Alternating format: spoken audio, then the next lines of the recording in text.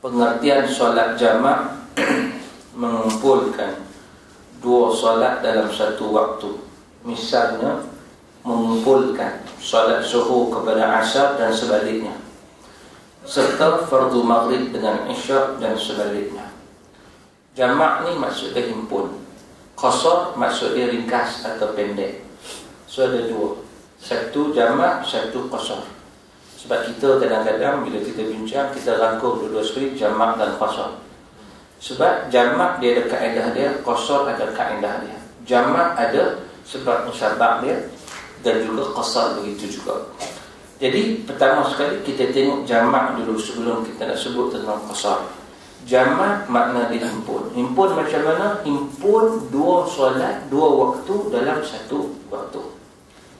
Jadi yang ada jamak ni hanya dua sahaja. Satu jamak taqdim, satu jamak takhir. Jamak taqdim menghimpunkan dua solat dalam waktu pertama. Maknanya antara zuhur dan asar tu dua solat tu dalam waktu zuhur. Maghrib dan isyak, maghrib isyak dalam waktu maghrib. Itu maknanya jamak takdim. Kita mendahulukan solat yang kedua pada solat yang pertama. Satu. Yang kedua jamak takhir. Jamak takhir maknanya kita mengakhirkan solat pertama pergi yang kedua. Maknanya kita solat zuhur dan asar dalam waktu asar, dan kita solat maghrib dan isyak dalam waktu isyak. Itu makna dia jamak takhir.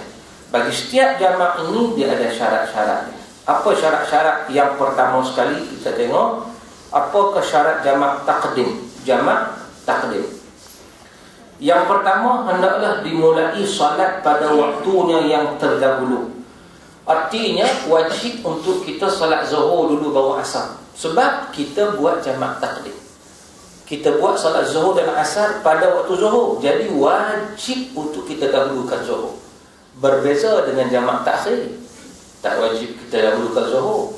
Boleh kalau kita dah buat asar dulu pun. Sebab apa? Sebab waktu tu waktu asar. Bila waktu asar ni kita dah buat mana dulu? Buat zuhur dulu ke asar dulu? Mana-mana pun boleh. Tetapi semua ulama dalam mazhab Syafi'i tetap kalau masa tu panjang, kita mendahulukan zuhur baru asar, ikut turutan. Walaupun pada waktu asar, ikut turutan, mazhab dulu baru asar, kan? Ataupun bila kita mari dekat surau, kita oh ada orang tengah sembahyang asar, kita solat asar dulu, lepas tu baru solat zuhur. Tak ada masalah. Itu jamak takhir. Tapi kalau jamak taqdim, wajib untuk kita mendahulukan solat zuhur dulu baru solat asar. Wajib mendahulukan solat maghrib dulu baru solat isyak. Sebab dia jamak taqdim. Itu yang pertama. Yang kedua, niat jamak pada solat yang pertama pada permulaan takbiratul ihram atau di tengah-tengah solat selama mana ia belum memberi salam.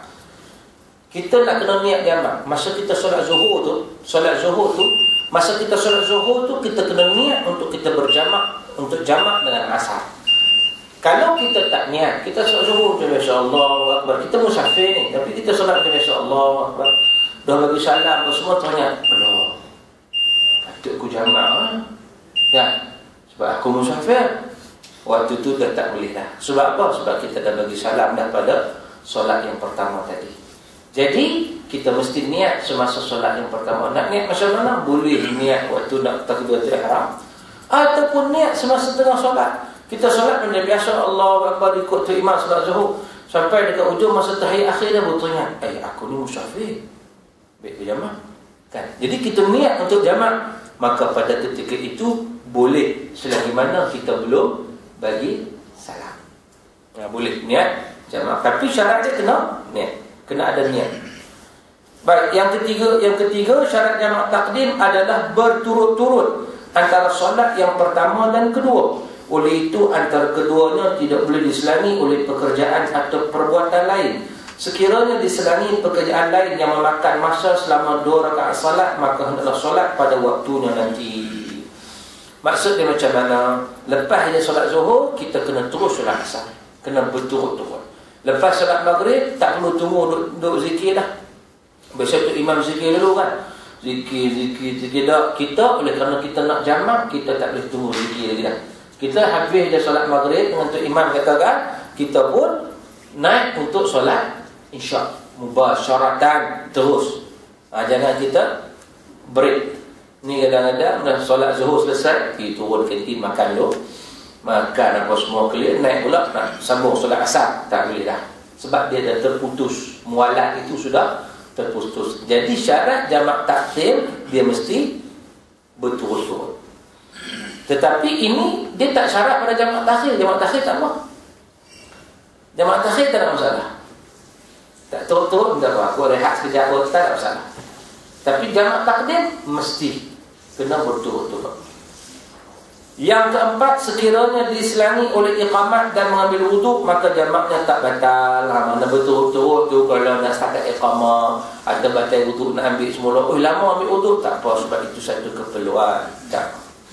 Dan dah habis solat zuhur, nak terus solat asar, tiba-tiba batal wuduk. Waktu tu nak ambil wuduk, kan? Maka tak ada masalah kalau untuk mengambil wuduk. Boleh ambil wuduk, kena sambung terus solat asar.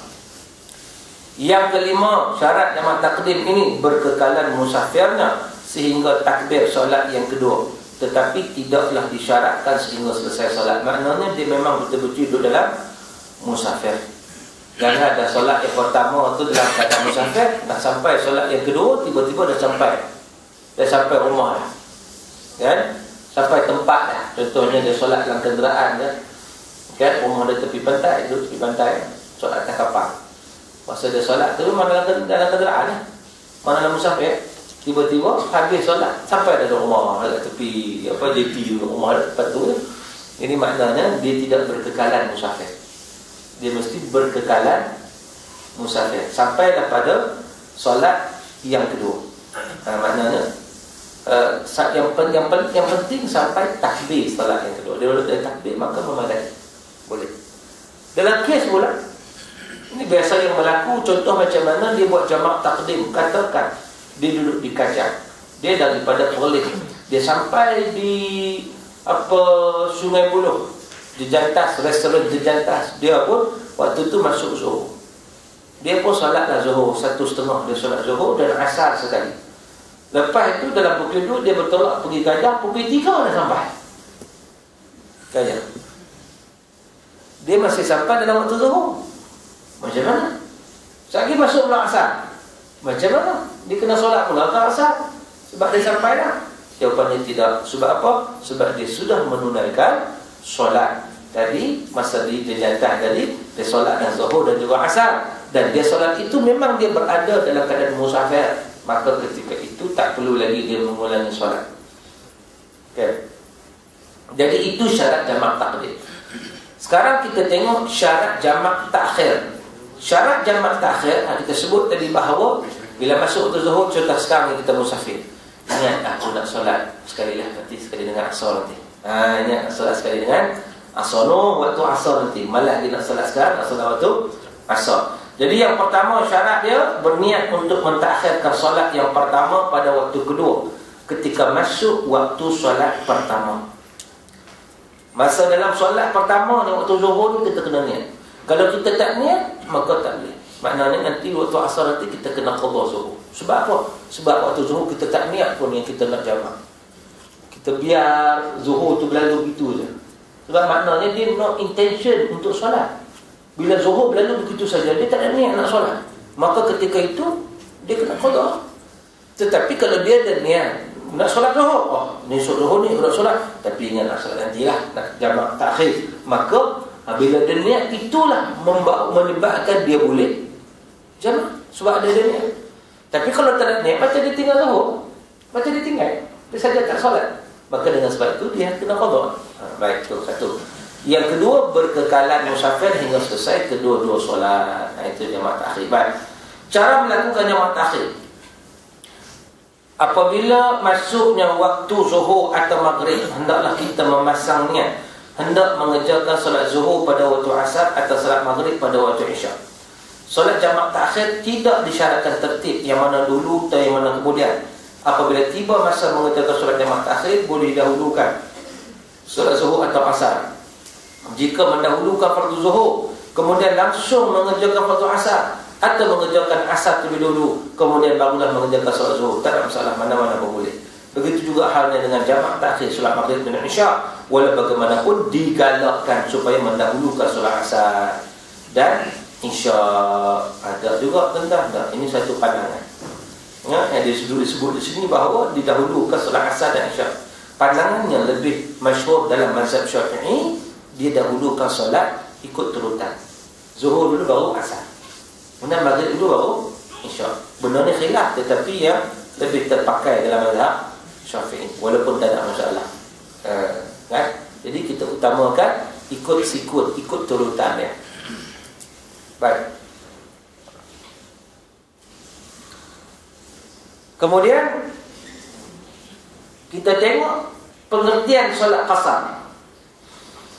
Memendekkan solat daripada 4 rakaat jadi 2 rakaat. Qasar tu maksud pendek. Tadi jamak maksud impun. Qasar ni maksud pendek. Pendek makna apa? Kita memendekkan 4 rakaat jadi 2. Jadi oleh demikian, solat yang boleh qasar hanya 3 kategori solat saja boleh qasar. Yang pertama solat zuhur 4 jadi 2. Yang kedua solat asar 4 jadi 2. Yang ketiga solat isyak 4 jadi 2. Subuh tak boleh qasar sebab subuh dah 2 dah pendek dah. Maghrib tak boleh qasar sebab maghrib 3. Kalau qasar jadi 1,5. 1,5 nak bagi salam waktu bila? Bagi salam waktu tengah rokok. Tak boleh. So subuh dan maghrib dia tak boleh diqasarkan. Subuh tetap 2 rakaat, maghrib tetap 3 rakaat. Yang boleh qasar 3 solat saja, zuhur, asar dan isyak. Yang 4 tu jadi 2. Baik, syarat-syarat qasar. Yang pertama, musafir hendaklah tidak bertujuan maksiat. Contohnya, dia nak pergi berjudi di Singapura. Maka dia tak boleh qasar. Sebab apa? Musafir maksiat. Ataupun dia dalam perjalanan untuk merompak. Ada tak? Ada, tuan-tuan, ada. Siapa? Polis mana beritahu saya? Dulu mereka ada ikuti sekumpulan perompak. Mereka ikuti. Tengok perompak yang memang dah wanted dah lama dah, mereka ikuti. Tengok geng perompak ni, mereka berhenti di R&R. Mereka pun suspend ni, tak kepung ni. Mereka pun ikut slow-slow. Tengok dah buat apa, dah perompak apa. Perompak je berhenti semayang. Perompak ni berhenti solat dulu. Maknanya nak merompak pun solat dulu, minta apa kekuatan ke apa, jadi Robin Hood dulu kan, mungkin. Jadi maknanya perjalanan maksiat maka tidak boleh qasar. Sebab perkara tersebut dia diberi rukhsah ini, keringanan ini diberikan kepada mereka yang dalam konteks taat kepada Allah Ta'ala. Tak boleh pada yang tak taat kepada Allah. Jadi musafir tidak bertujuan maksiat. Orang tanya, kau tengok bola menyenang, boleh tak boleh? Tengok bola ni maksiat ke tak? Jokong bola apa lagi jawab? Jokong bola apa lagi? Bola ni harus, dia bukan maksiat. Dia bukan maksiat. Kita tengok bola. Sebab tu ada hari ni, alhamdulillah, kesedaran kebanyakan orang pergi solat, buat jemaah lagi, jemaah takadang lagi, kan? Jadi baguslah perkembangan yang baik. Itu tidak namakan maksiat. Kita nak melancong, piknik, itu harus, boleh kita nak pergi. Maksiat ni maksud tujuanlah kita nak buat benda-benda yang bercanggah dengan perintah Allah Subhanahu Wa Taala. Dia ni ejen pemerdagangan orang, contohnya. Oh, nak pergi nak pergi ke port mana? Port Swettenham. Nak ambil orang, nak tunggu GRO sampai, contohnya. Sebab kalau saya tengok baru ni laporan mana dalam Malaysia ni top 10 prostitution. Top 10. Yang saya tengok situ, Allah Alam, di senarai itu nombor 10 Thailand. 4 dia panggil sex workers, prostitution. Sex workers ada 48 out of 10,000. Nombor 9 Jerman, 51 out of 10,000. Nombor 8 Malaysia, 53 out of 10,000. Tu dia. Maknanya hebat kita awal lah. Ya? Jadi rupanya dia pun bisnes tu juga. Maka perjalanan tu perjalanan yang maksiat, tak boleh. Yang kedua, perjalanan hendaklah tidak kurang daripada 2 marhalah. 2 marhalah itu jauh mana? Mengikut yang disebut dalam kitab Al-Fiqhul Manhaji, ala madhab al-Imam Syafi'i. Disebut bahawa 81 km.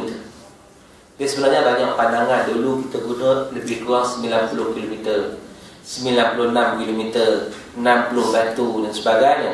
Tetapi saya tengok antara pandangan dalam mazhab Syafi'i yang setakat ni yang paling rendah saya jumpa 81 one way, 81 km. Bukan two way, one way saja. Jangan duk kira pergi balik, pergi 50, balik 50, 100. Dia kira boleh nak. Dia kira pi saja. 81 ke atas. Itu 2 marhalah. Yang ketiga, syarat qasar. Salat yang diqasarkan itu hendaklah salat zuhur, asar dan isyak sahaja yang dilaksanakan secara tunai. Sebab itu tidak boleh qasar salat qada dalam musafir bagi salat yang ditinggalkan semasa dalam kawasan tempat kediaman. Solat yang ditinggalkan dalam musafir boleh diqasarkan apabila diqadhakan dalam musafir. Maknanya masa kita nak qadha solat itu, kita musafir, kita nak qadha solat. Tetapi kita nak qadha solat masa kita duduk rumah tu, kita tak solat, kita nak buat qasar, tak boleh. Tak boleh. Maka kita kena buat macam biasa. Solat 4 rakaat. Kemudian seterusnya yang keempat, hendaklah diniatkan qasar dalam takbiratul ihram. Masa takbiratul ihram tu kita niat untuk kita memendekkan solat yang 4 jadi 2. Mana kita nak solat secara qasar. Lafaz niat, contoh bagi solat zuhur, usalli fardhu zuhri raka'ataini qasran ala alillahi ta'ala. Saja aku solat fardhu zuhur 2 rakaat qasar kerana Allah Ta'ala. Ini niat ni benalah hati. Benalah hati. Itu yang kita nak niat. Yang kelima, syarat qasar ini tidak boleh berimam orang yang bersolat tamam. Maknanya kalau kita nak qasar, kita tak boleh ikut imam yang solat 4 rakaat. Imam 4, kita solat 2 sebagai makmum. Tak boleh. Kalau kita imam tak apa. Kita imam, kita solat 2, makmum solat 4. Tak ada masalah. Lepas kita bagi salam, makmum boleh naik. Tambah lagi 2 rakaat. Tapi masalahnya bila kita jadi makmum, imam solat tamam, kita solat qasar. Imam tak habis, kita habis dah. Tak habis. Imam apa? Imam ni 2 rakaat. Tak boleh. Kalau kita nak ikut imam, kita kena solat tamam 4 rakaat juga. Kita tidak boleh qasar. Yang keenam, hendaklah tempat yang dituju itu tertentu. Jika sekiranya tempat yang dituju tak tertentu, maka tak boleh qasar. Maknanya perjalanan kita itu ada tujuan. Kita keluar rumah nak pergi mana kita tahu. Jangan kita keluar hari lah. Taklah. Ikutlah. Ke mana roda kereta ini membawaku, di situlah aku akan sampai. Contohnya, orang kata dia tak ada halal tuju. Dia kena ada halal tuju nak pergi mana. Yang tempat itu melebihi 2 marhalah. Yang ketujuh, berkekalan perjalanan hingga sempurna salat. Yang ke-8, dia tahu bahawa orang musafir itu harus mengerjakan salat qasar. Dia tahu. Jadi dia salat akan tahulah. Baik. Seterusnya salat jamak dan qasar. Kita gabungkan 2 sekali. Jamak digabungkan dengan qasar. Salat jamak dan qasar ialah salat yang dilakukan apabila seseorang itu bermusafir lebih dari 2 marhalah. Ini dalam konteks musafir. Sebab jamak dan qasar ini kita tengok, jamak ini bukan sekadar untuk musafir. Jamak dia boleh pada mazhab Hambali kerana sakit yang bersangatan boleh jamak. Dalam mazhab Hambali juga, dalam mazhab Syafi'i jamak boleh kerana hujan, boleh jamak kan. Jadi maknanya jamak itu lebih luas selain daripada musafir lah. Tapi qasar ni 2 keadaan saja. Satu keadaan takut dalam perang, satu keadaan musafir. Itu qasar. Jadi dalam konteks kita bermusafir, kita boleh gabung dua-dua, jamak dan qasar, dua-dua sekali. Baik. Jadi solat jamak dan qasar ialah solat yang boleh dilakukan apabila seseorang itu bermusafir lebih dari 2 marhalah. Boleh buat dua sekali. Hal-hal berkaitan jamak dan qasar, apabila seseorang itu bermusafir lebih dari 2 marhalah, ulama-ulama berbeza pandangan dalam menentukan jaraknya. Ada yang mengatakan 48, 56, 60 batu. Maka saya sebut tadi memang pelbagai pandangan. Yang terakhir saya sebut tadi ialah pandangan menyatakan 81 km. Ini dia sebut 8 batu ni, 48 mana 60 batu. Artinya boleh menjamakkan 2 solat serta mengqasarkannya sekali. Walau bagaimanapun dia boleh melakukan antara salah satu yang berikut: menjamakkan 2 solat fardu tanpa qasar, menjamakkan 2 solat fardu dan qasar, mengqasar ke solat tanpa jamak. Jadi bolehlah ke. Sama ada nak jamak saja tanpa qasar boleh, nak qasar saja tanpa jamak boleh, nak jamak nak qasar pun boleh.